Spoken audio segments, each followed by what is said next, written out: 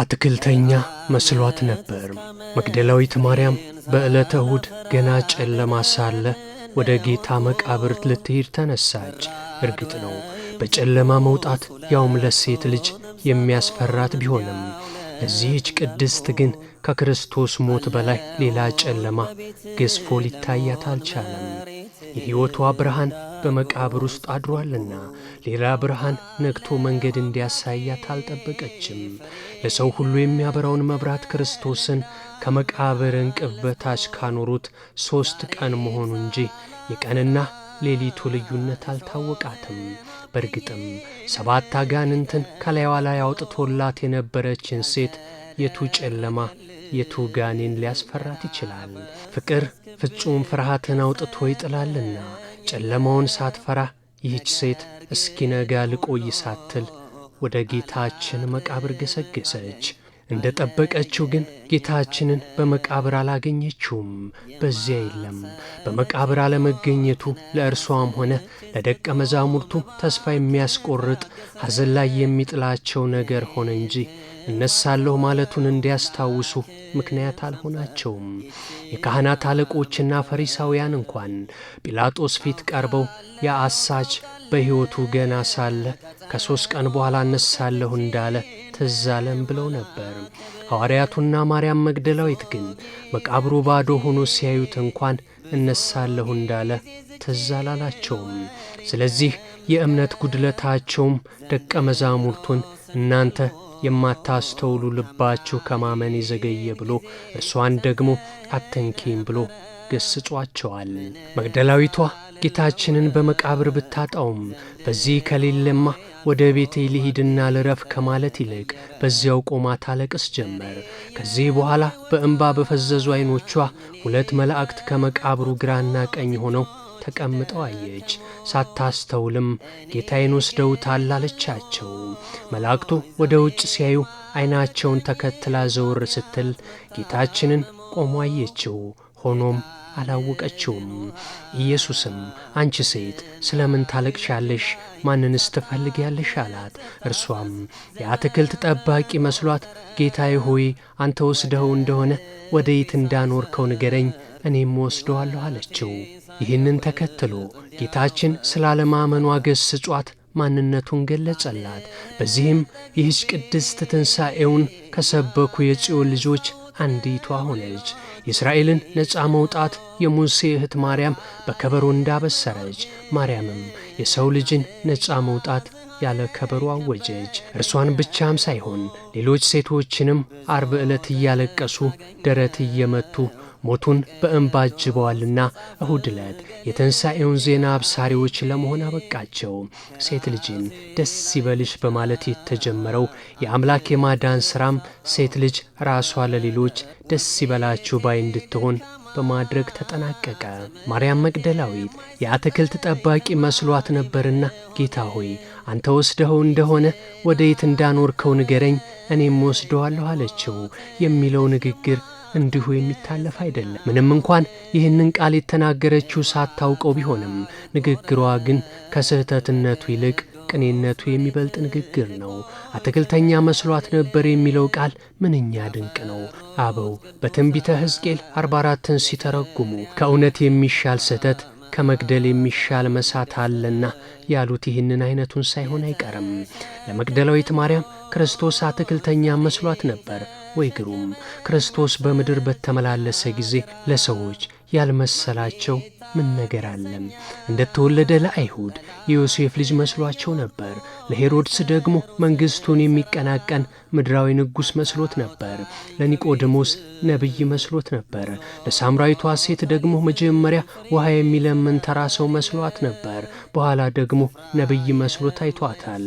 ክርስቶስ ለብዙዎች ያልመሰላቸው ምን አለ? ለግማሹ ኤልያስ፣ ለአንዳንዱ ሙሴ፣ ለሌላው ኢያሱ መሰለው። ለኤማውስ ተጓዦች መንገደኛ፣ ለሮም ወታደሮች ወንጀለኛ፣ ለሄሮድስ መኳንንት አስማተኛ መስሏቸው ነበር። እኛ እርሱን እንድንመስል እርሱ እያንዳንዳችንን መስሎ ተሰደበ፣ ተወቀሰ፣ በመከራ ተሰቅሎ ሞተ። ዛሬ ደግሞ ለማርያም መግደላዊት አትክልተኛ መሰላት። ማርያም ሆይ በአንድ በኩልስ ልክ ብለሻል። ያየሽው እርሱ አትክልተኛ ነው። በእውነትስ አትክልተኛ ካልሆነ አዳም ሆይ ወዴት ነህ እያለ በገነት ዛፎች መካከል ምን አመላለሰው? አንቺ አልተሳሳትሽም። ወይንን ተከልሁ አላፈራም፣ ለወይኔ ያላደረግኩት ምን አለ? በእኔና በወይኔ መካከል ፍረዱ ብሎ የጠራን እሱ አይደለምን? ዘርዘሪ ሊዘራ ወጣ፣ ዘርዘሪውን እኔ ነኝ፣ አጃጆቹ መላእክት ናቸው ብሎ በምሳሌ ያስተማረ እርሱ አይደለምን? ከዚህ በላይ አትክልተኛ ከየት ይመጣል? የወይን ስፍራ ነበረችው፣ ቅጥርም ቀጠረላት በተባለችዋ በቅድስት ቤተ ክርስቲያን ከአብ ጋር ላንነቀል የተተከልን የጎኑን ውሃ እያጠጣን በመስቀሉ እየኮተኮተ የሚያሳድገን ጳውሎስ ሲተክል አጵሎስ ሲያጠጣት ጌታ ያሳድግ ነበር የተባለለት አትክልተኛ እርሱ አይደለምን? 3 ዓመት ተመላልሶ ፍሬ እያጣብን አዘነ እንጂ እሾክና አሜኬላ እያበቀልን አስመረረ ነው እንጂ እርሱስ ብርቱ አትክልተኛ ነበር። ስለዚህ መቅደላዊት ማርያም ሆይ አትክልተኛ ቢመስልሽም አልተሳሳትሽም። ጌታ ሆይ አንተ ወስደው እንደሆነ ወዴት እንዳኖርከው ንገረኝ፣ እኔም ወስደዋለሁ የሚለው ጥያቄም ቢሆን ከእውነታው አንጻር እጅግ ድንቅ ነው። ጌታን በእርግጥ ከመቃብር ማን ወሰደው? ማንስ አስነሳው? ራሱ አይደለምን? ማርያም አንተ ወስደው እንደሆነ ወዴት እንዳኖርከው ንገረኝ አለችው። ማርያም ሆይ ጥያቄሽ ተገቢ ነው፣ ብቻ አጥብቀሽ ጠይቂው። የወሰደው እርሱ ራሱ ነው። ሥጋውን ከመቃብር ሕያው አድርጎ ተነስቶ የወሰደው ከፊትሽ ቆሟል። ማስረጃ ከፈለግሽ ነፍሴን ደግሞ እኔ በፈቃድ ያኖራታለሁ እንጂ ከኔ ማንም አይወስዳትም። ላኖራት ሥልጣን አለኝ፣ ደግሞም ላስነሳት ሥልጣን አለኝ ብሎ ሲናገር ደቀ መዝሙሩ ዮሐንስ ሰምቶ ማስረጃ መዝግቦ ይዞበታል። አጥብቀሽ ያዢው እንዳትለቂው። በፈቃዱ እንደሞተ ነፍሱንም ሊያኖራት ሥልጣን ያለው ከመቃብርም በሥልጣኑ የተነሳው እርሱ ነው። ማንም ወሰደው ሲሉ ብትሰሚ አትመኚ። ኢየሱስን ከሙታን መካከል ወስዶ ሕያው ያደረገው ይሄው ከፊትሽ የቆመው አትክልተኛ ራሱ ኢየሱስ ነው። እግሮቹን ወድቀሽ ያዢ እንዳትለቂው። ይህ አትክልተኛ ባዶ ያደረገው መቃብርን ብቻ እንዳይመስልሽ። ሲኦልን ብታይ ምን ልትዩ ነው? በዚህ 2 ቀን ውስጥ የራሱን መቃብር ባዶ ከማድረጉ በፊት የሲኦልን የብረት መወርወሪያ ሰባብሮ አላፍ ነፍሳትን ዘርፎ ወደ ገነቱ ወርዶ ነበር። በዚያም ምርኮውን ሸሸገም። አሁን ደግሞ የቀረው መቃብር ባዶ አድርጎ ቆሟልና እንዳትለቂው። መግደላዊት ማርያም ሆይ አንተ ወስደው እንደሆነ ወዴት እንዳኖርኸው ንገረኝ፣ እኔም ወስደዋለሁ ያልሽው ንግግር እንዴት ያለ ጸሎት ነው! ይህንን እንኳን ለእኛም ጭምር አጥብቀሽ ጠይቂልን። ከልባችን መቃብር ውስጥ ጌታችንን ካጣነው ቆይተናል። ክቡር ሥጋውን ተቀብለን በውስጣችን ከያዝን ከ3 ቀንም በላይ ብዙ ዘመን አልፎናል። ነገር ግን እርሱ እንደተለየን እየተሰማን ባዶነት እያስጨነቀን ነው።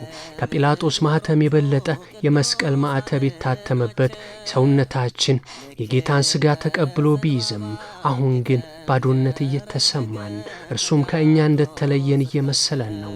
በመቃብሩ ጠባቂዎች በካህናት ማሳበብ እነርሱ ስላንቀላፉ ነው ጌታ ከእኛ ተወስዶ ባዶ ሆነን የቀረ ነው ማለት ጲላጦስን እንኳን ማሳመን ያልቻለ ተራ ምክንያት ነውና ልናቀርበው አንደፍርም። ብቻ ባዶነት ሲበዛብን አዳም ወዴት ነህ ያለው አትክልተኛ ጌታ ከሰውነታችን ጫካ ውስጥ ገብተን ጌታ ሆይ ወዴት ነህ እያልን ነውና እባክሽ ጠይቂልን። እርሱ ወስዶብን ከሆነም ይንገረን። እንደ ዳዊት መንፈስህን አትውሰድብኝ እያልነው ጨክኖብን ከሆነም ይንገረን። ያኖረበትን የነገረሽ እንደሆነ ግን እኛም እንዳንቺ እንድንወስደው ወደ ልባችን እንድናስገባው ንገሪን። ከዚህ በኋላ አውቀነውም ረቡኒ መምህር ሆይ እንለዋለን። አትንኩኝ ብለንም አናዝንም። ጌታ ሆይ አንተው በእጆችህ ዳሰን እንጂ አንዳስስህም። ባዶነት ላስጨነቀው ውስጣችን ያለህበትን ንገረን እንጂ በረከሱ እጆቻችን ልንነካህ አንደፍርም። አንተ እንዳሶ እንደ ቶማስ ተቃጥሎ ከመጮህ በአንተ ተዳሶ መንጻትን እንመርጣለን ብለውሃል በይለን።